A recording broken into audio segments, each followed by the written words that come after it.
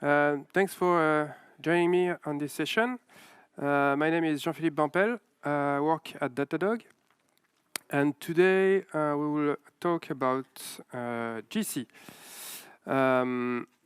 You can follow me on Tweetex, this handle. I will also post the slide during the day after the session. So today, talk about GC. So we will go through the OpenJDK GCs from Hotspot, the serial GC, Parrot GC, G1, Shenandoah, Z.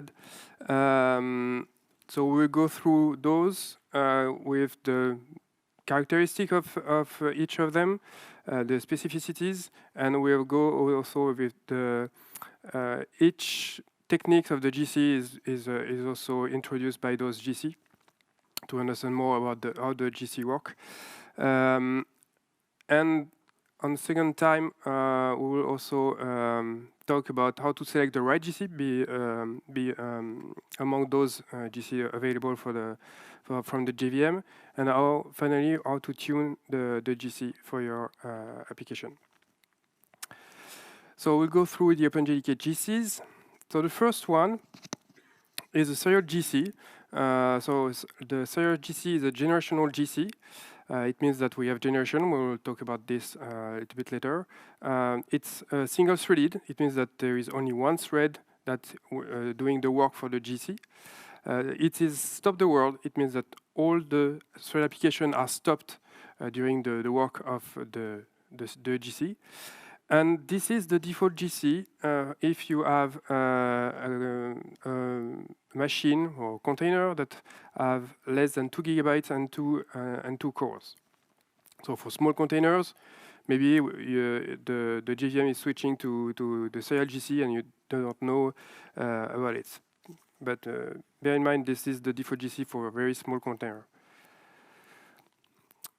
So generational GC means that our heap, Java heap, is divided into generations. So basically, we have young generation with also subspaces like hidden, where the objects are created, and survivor spaces. Those survivor spaces I will talk in the next slide. And the old generation, or tenured, where the long-lived objects are promoted to this old generation. And then we have non-heap, like metaspace, code cache, compressed class space, where there is some more about the metadata of the classes that are resided in it, or the GT code. So for survivors, how it works, so we have the hidden where the objects are created. In this drawing, we have in green the live object, and in red the dead object. So we have the GC cycle that is starting. We have marked the object, so we know where are the live object and dead object. And we have two semi-spaces, S0, S1, for the survivor. So this is a buffer between the young generation and the old generation. So we can, instead of promoting directly the live object into the old generation, we can use this buffer, the survivor, to keep those objects a little bit longer in the young generation before promoting to the old generation. And we keep track of those, the number of cycles of GC that the object is still in the young generation with the age. And this is the number I put into the object in the S1. We have 1 and 5. So one object is staying in the young generation after 5 cycles of GC. And then the other one is only 1. And after a threshold, number of the cycle that the GC remains in the object remains in the young generation, we promote it to the old generation. So if we scan those objects and we have reached this threshold, we copy the object from S1 to the old generation and promote it to the old generation. As the object 1 is not reaching this threshold, we just copy to the other survivor, the 2 survivor, the destination of the survivor, that we keep this object in young generation for a more cycle. And then we try to copy the live object to the destination of the survivor as 0. And if the survivor space is filled, we copy the remaining object directly to the old generation. So it's something that we try to avoid also. And then the remaining objects in the hidden are just kept in place, and just we reset the pointer to allocation back to 0 on the hidden, and we allocated object overwriting those old objects. So basically, the dead objects are not costing a lot with this generational GC. Just the remaining, the survivor objects that we're copying between survivor or to the old generation is the cost of this young GC. Next GC will be parallel GC. So it's just a multi-threaded version of the serial GC, still generational, multiple thread to run the work of the GC, and still stop the world. So all the phases of the parallel GC will stop the application thread to do the work of GC. So potentially long pauses. Here we will go through the minor GC marking. So when we do a young gen, a young GC, the idea of the generational GC is to just have small young gen GC. So we were just trying to mark and scan the young generation only, and not scanning the whole heap. So we're just focusing on the young generation. And we have, on this drawing, we have a cloud with some dots. That's the GC routes. That's the route of the GC to mark object of the heap, to traverse all the heap and through go to the object graph. And so if we start with the first route, we reach an object in the young generation. So that's good. We're trying to mark all the objects in the young generation. And we follow the reference from this object to another object that we also mark as a live object. And then we have no longer a reference from this object. So we go through the second route. We reach an object in the young generation, and there is no more references. So there is a references following to an object in the old generation. And we want to avoid to scanning the whole object graph and the whole heap. So we stop when we reach an object in the old generation. And we go through the next GC route. The next GC route pointing to an object in the old generation, we stop there. And next one, again, we reach an object in the old generation, so we stop there. The problem is that this object has a reference to an object in the young generation. So it means that if we stop at this way of executing this algorithm, we lose a reference and an object that is still alive in the young generation. So this one. And this is not correct. This is not a precise marking. So we need to introduce a way to track the reference from old generation to young generation. And for this, we introduced the concept of remember set, and the implementation is a card table. So we keep track of changing the references. So the JIT is introducing a write barrier when we write a reference into an object. So if we write reference in this object into an object that is in young generation, we'll mark this object in a card table. So this is just a map of the heap with, for each card is 512 bytes of the whole heap. And if there is a modification of the reference into this object, we mark the card table, say, in this region, we have something that is happening in the reference. So when you have the marking phase, you need to scan this card table, looking for the flag, one. And if you say, OK, this is flagged card table, I need to scan this region of the heap, looking for object, and follow the reference. And then we follow the reference and mark this object as live. So this way, we can compensate with the fact that we don't scan the whole heap, but still we can track all the objects that is still alive in the young generation. Next GC, G1. That's maybe the most common and known GC. It's a generational GC, multi-threaded also, and mixing stop-the-word and concurrent phases. So there is mainly on concurrent phases we have the marking that is concurrent, marking for the whole heap. And a new concept is a region-based GC. So region is the way to cut the heap in small region, and each region could have a different role. Could be hidden, could be survivor, old, or humongous, or free. And then theoretically, you can each region can take any role, and we can switch if we need. So this is the theoretical way to look at that. So any region could be any role, but in practice, we can see that from this screenshot from Kirk that we have basically some very large region with Thinner, for example, or Survivor or Hidden that are located into the heap space.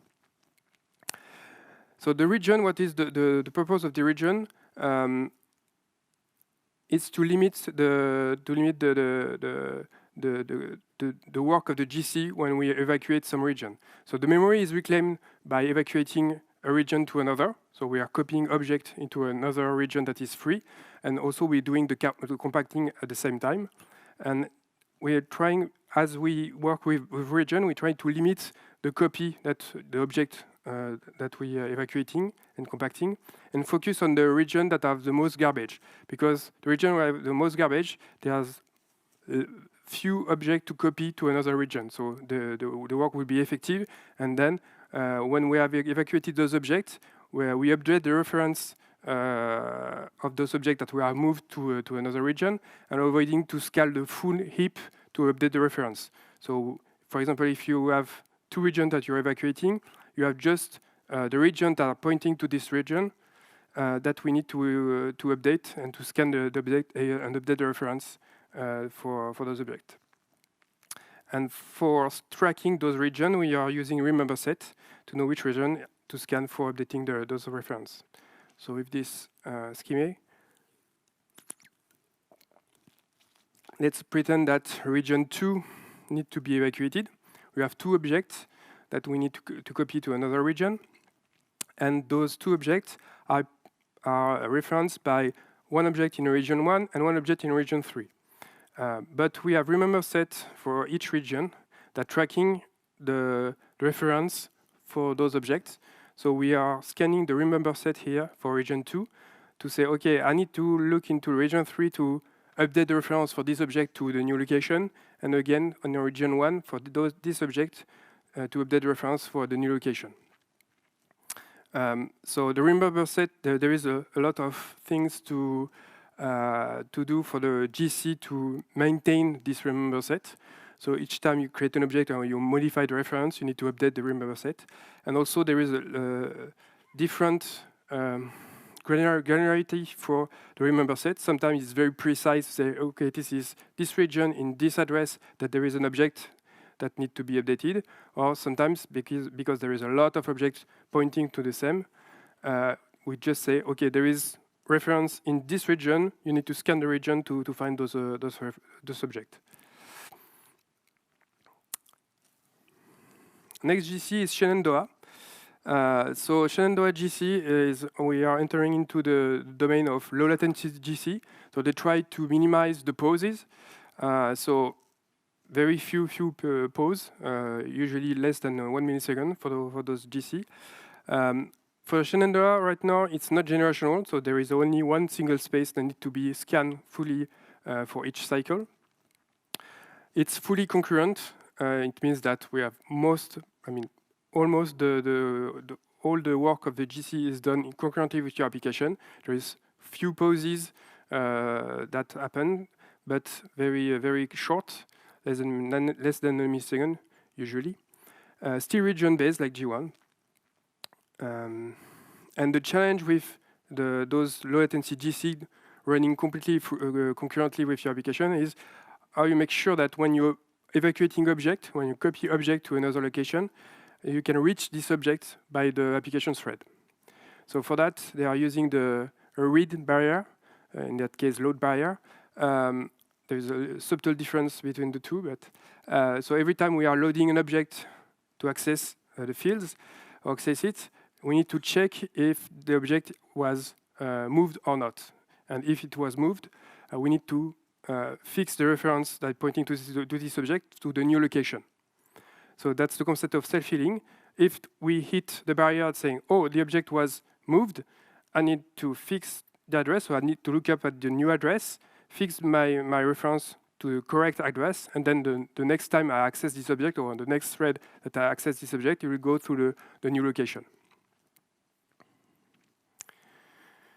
Next GC is Z. So it was not generational before JDK 21, and then since JDK 21, so since last month, we have a version that is generational. So in JDK 21, you have the single space ZGC and also the generational ZGC. So to switch to generational, you need to add the Z generational JVM option to activate it. So like Shenandoah, it's a fully concurrent. Most of the work is concurrent with your application and also region-based. The particularity of ZGC is they are using the correct pointers. So they store metadata of information of an object inside the reference of this object. So it works only on 64 bits addressing. So they only use 44 bits for the addressing the reference up to 16 terabytes. That's the max heap, and they use 4 bits for metadata. Two is for marking the object with different cycles. That's for 0 or 1. So 0 current cycle, 1 is the next cycle. Remapped, saying that this object was moved and you need to fix the address. Finalizable, it's for dealing with the finalizer.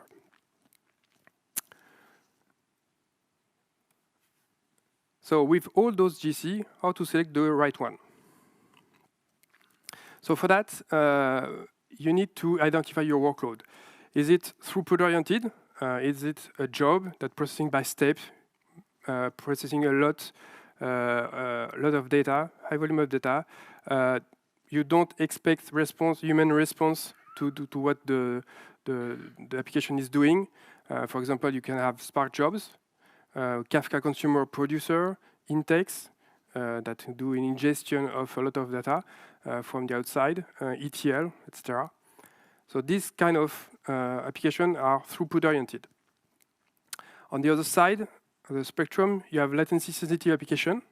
So it's application based on request response that expect a human response from the request, even indirect. So think about the microservices. You have plenty of microservices that doing also inner request to them for the first request from the user, but also databases like Cassandra.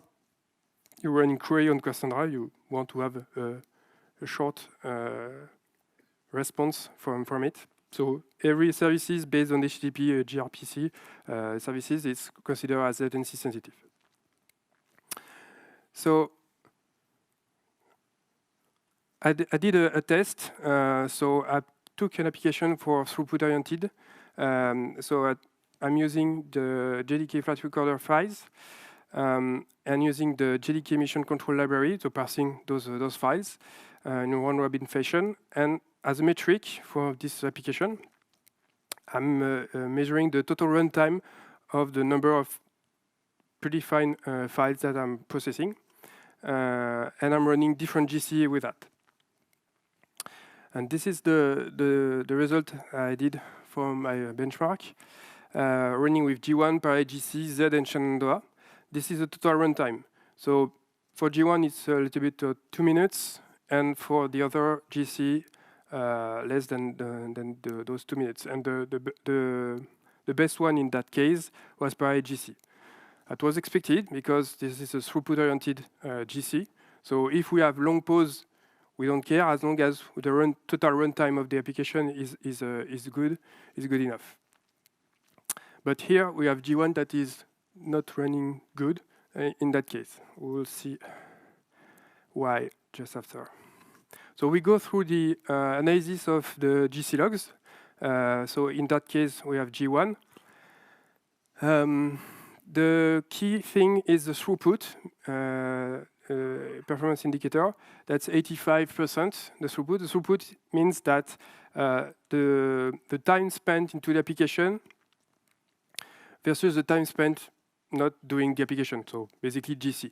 And we spend 85% of the time into the application instead of the GC. So it's not very good, and that explains why the runtime is not correct. The average post time is 76 milliseconds. Max post time 197 milliseconds. For G1, this is not that bad because this for the goal that is by default the 200 milliseconds. It's still into the range of it, but we have a lot of GC. So if we go again into another table. The total time in young GC, for example, is 20 seconds for 2 minutes of run. That's the 50% of the throughput that we lose into the GC. And we have more than 200 young GC during those 2 minutes. That's a lot of GC. If we compare to parallel GC, now the throughput is 97%, very good. Average post time 25 milliseconds, max post time 82 milliseconds. So very good figures for parallel GC, better than G1. And total GC count is 100.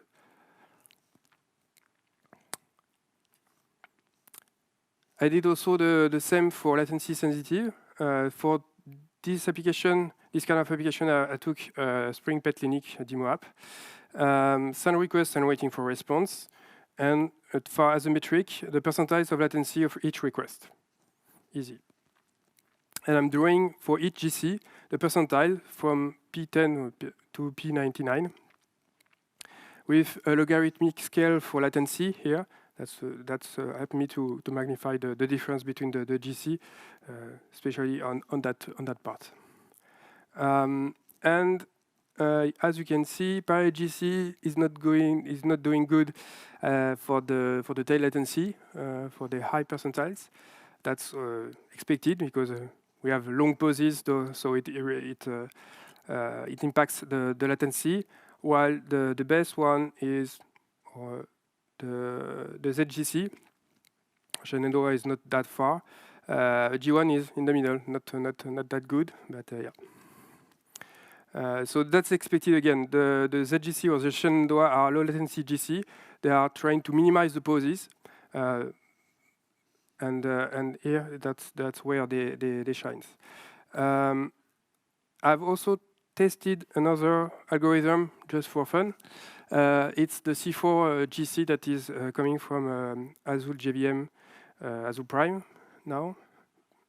Previously Zing, and here this is this line below, and so ZGC and C4 are very similar. The Z was not generational at the time I did the test, while C4 is generational, so it's a little bit better on that case. But for this case, it's not the difference here.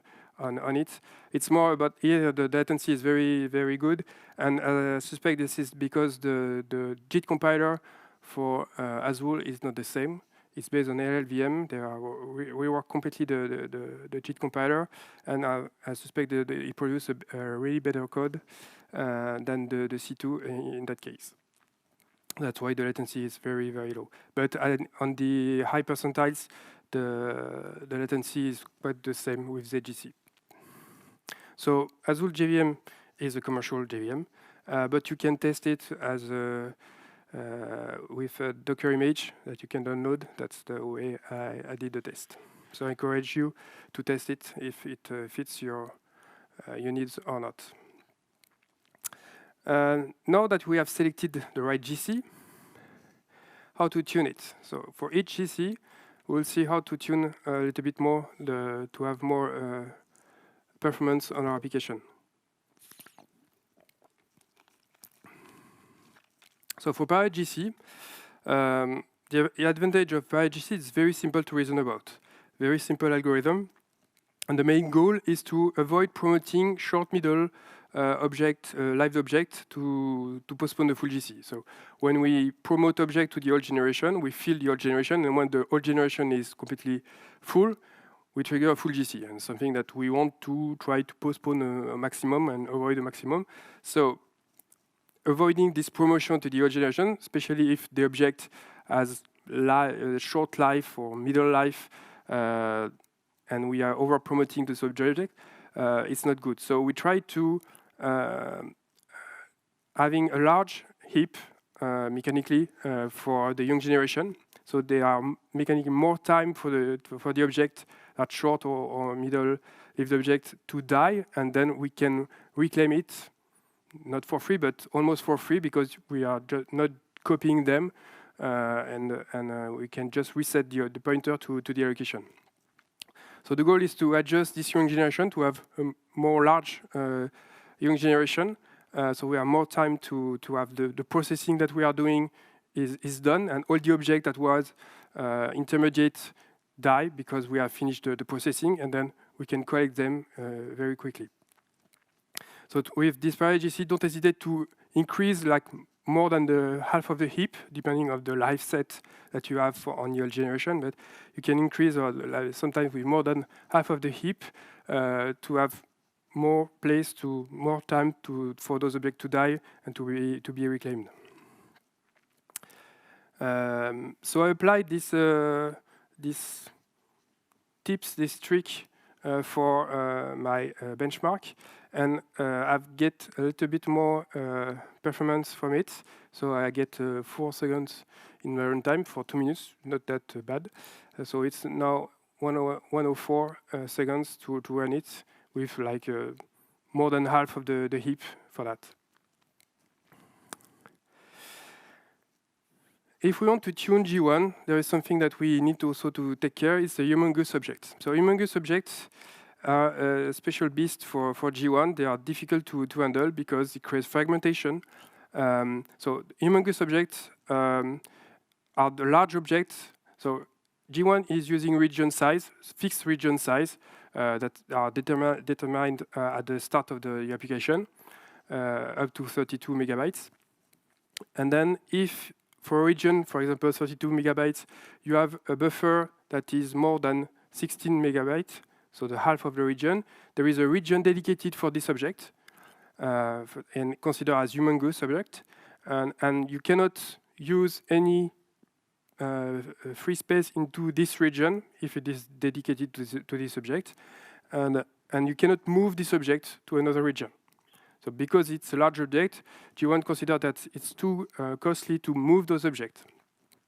But the problem is that if you have like a 17 megabyte buffer, you have like 15 megabytes that not be used by any other allocation. So it creates fragmentation. We cannot move those objects because it's too costly. And it triggers also prematurely more GC because you need to check during the humongous allocation if it can allocate this object. So you can track them in the logs, GC logs with the GC cause, saying, okay, we have the cause of the GC is humongous allocation. So you have too much humongous allocation in your GC logs. There's something fishy about it, and maybe you try to reduce those humongous objects. So the one way to do it is to adjust the heap region size. That's a flag on the JVM. So you can, for example, increase the region size. If you have a buffer that is 8 megabytes, you can increase the region size to let this buffer as a regular object. But if this is a large object and that's not humongous anymore, it needs to be moved by the G1 if we need to evacuate this region. And this may increase the post time because we have more work to do during the post time. So you can increase the post time because of this. And also, we are also limited by the size, maximum size of the region, that is 32 megabytes. So if you have larger buffer than 16 megabytes, you are a little bit stuck on it. In my case, I was a region size that was small, so I can reduce the size of the region in my test. And once I did that, I can be on par with the parallel GC. So G1 tune by the region size, I dropped to 105. So very good now. It's very on par with parallel GC for that. So the problem that I have in this benchmark is humongous objects, but it's not always the case. But in this case, it was because I was parsing large buffer in my JFR files, and that's creating large buffer, and that's why. Other way to tune the G1. So one particularity of G1 is that it tried to have a young generation that is resized automatically depending on the target of your post time. So if your post time is below the target, that is 200 milliseconds, you'll try to increase the young gen to try to have more object, more time to collect the object. While in the reverse, if the post time is above the target, you will try to reduce the young gen. The problem with that is that if there is a GC that is very above the target, G1 will try to aggressively reduce the young generation down to 5% of the heap. And depending on the size of the heap, 5% is very small. And then, as a consequence, there is a lot of short young generation GC that will generate a very frequent young GC. And then there is a storm of GC that can lead to an overpromotion because it's very short, so the objects don't have time to die during your processing. So you will overpromote those objects in your generation. So we increase the number of objects that we need to copy to another region, increase the post time, and with more frequent GC and more post time, we can again overshoot the target of the GC. And then there is a bad cycle of it. So to work around this issue, you can add some bound on the size of the resize of the new generation, or using new size, the max new size for min and max of the young gen. So you can say, okay, I have a minimum young gen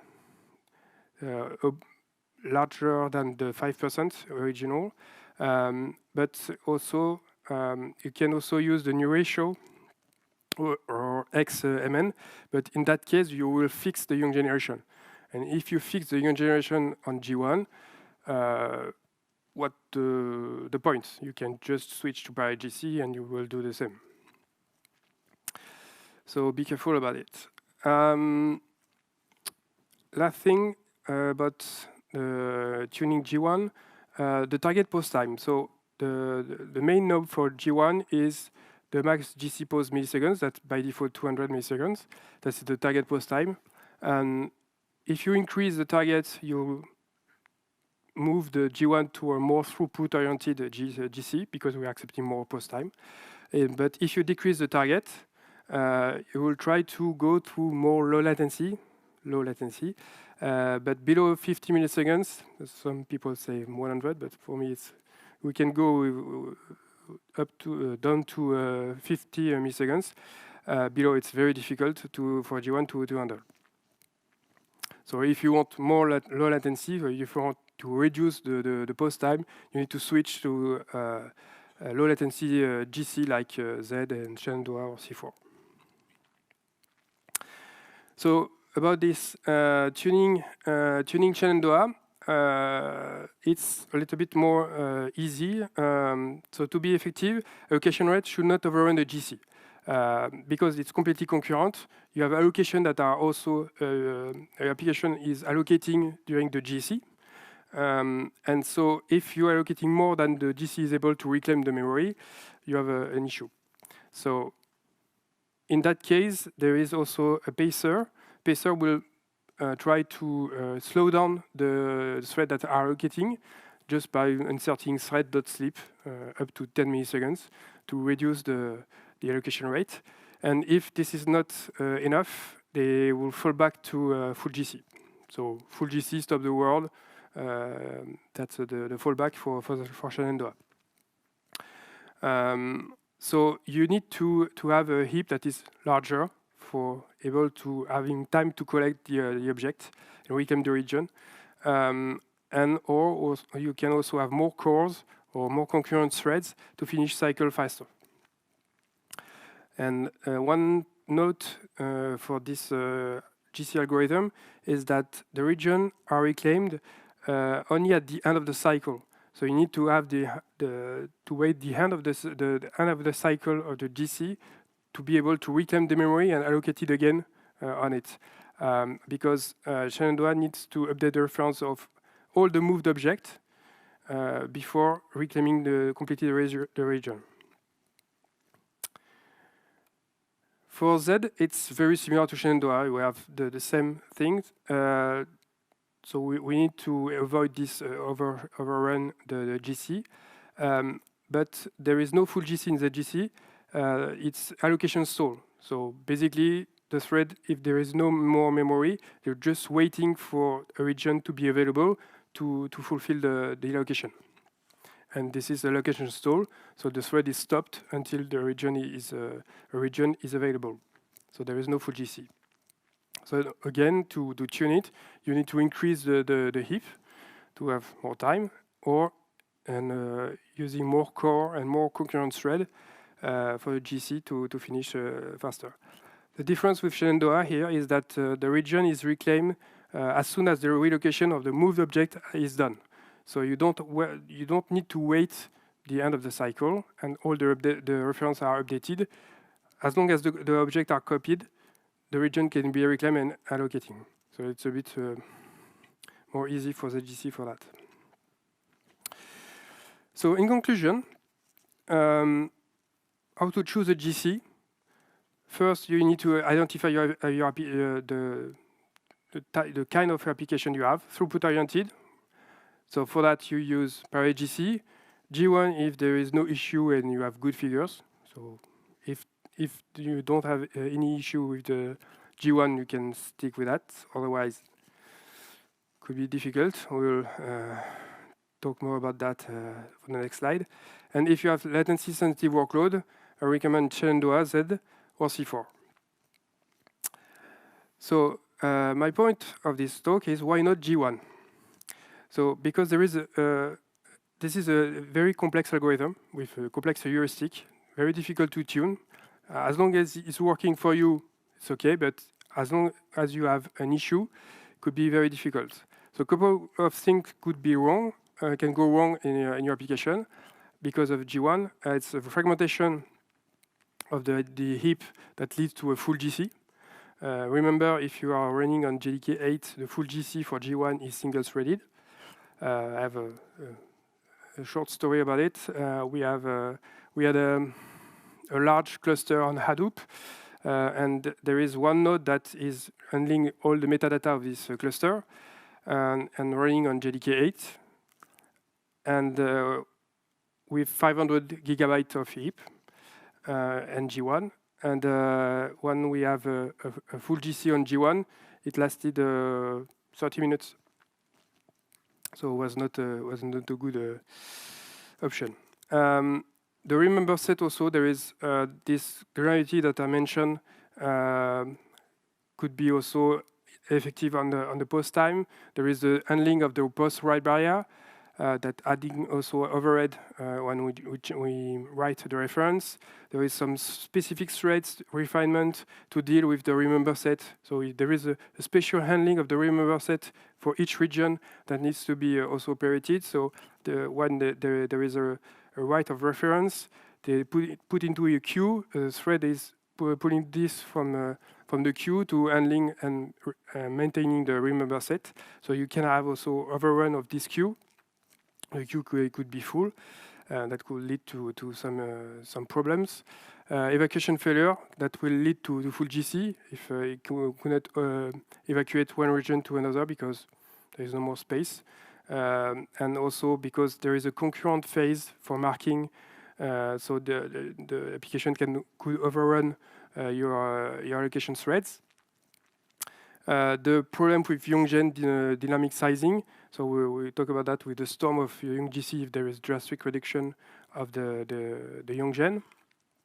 And finally, the humongous allocation, as you can see, it could also affect the performance of the G1 with a very bad way. And also fragmentation for humongous allocation. So in a nutshell, the G1 heuristic can save you or curse you, depending on the workload and the case. So I put some references into the slides. The slides will be available on my Twitter or X. That's the reference that I've used to build this presentation. And with that, I will look into your question.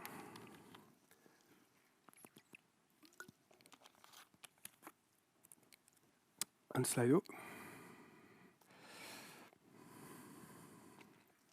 Okay, so first question, how do I recognize that I should switch to a different GC or tune the current one? It will based on your SLA. If your latency is not good, because you expect, for example, the latency of your request to be below 100 milliseconds, if you have the latency that is above this 100 milliseconds, then you need to look at why it is above. One way could be like looking at the log GC and see if the pauses are affecting your request. And it's most of the time this is the case. And then at this time, if you are using G1, switch to a low latency GC. And if you have something that is, for example, for throughput-oriented application, you can, my personal take is switch to parallel GC and look at what is the runtime and what is the throughput of your application. So what is the time spent for application and GC. If this is above 95%, you're fine. If this is below, maybe you can tune something to have better throughput for that and trying to spend more time into the application instead of GC. Like for example, in my application, 85% for throughput, not good, something we need to do. Okay, for this one, how should number of CPU available influence our GC selection? For example, what would you recommend for microservice using Kubernetes having 1-2 CPU? 1-2 CPU, basically, you will go depending on the size of the heap, because it's not only CPU, it's also the size of the heap, you will go to serial GC automatically. And probably it's fine, depending on the post time that you have and your expectation about this. But 1-2 CPU, yes, if you have, and usually you have small heap, it's fine to have the serial GC. More heap, you will switch automatically to parallel GC, could be fine also. For low latency GC, 1-2 CPU, not very good.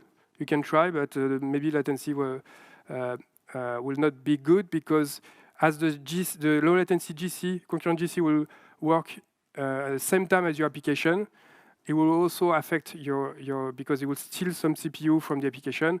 So you need to have more cores to have low latency GC, having the pause very, very low. Next, for which version of Java are your suggestions? Any version from 8 to 21, basically. So for low latency GC, you need to use at least JDK 17 for a production-ready ZGC. Shenandoah has been backported to JDK 11 as a production GC. But there is a lot of improvement done into the GC with the last version, including parallel GC and including G1. So yeah. For basic, any JDK could be good. For throughput-oriented, JDK 8, parallel GC, it's fine. For low latency, you need to have 11 or 17 or more. Next one, how G1 knows which region are the most garbage? It just remembers statistics. Yeah, okay, so this is the part I've skipped a little bit.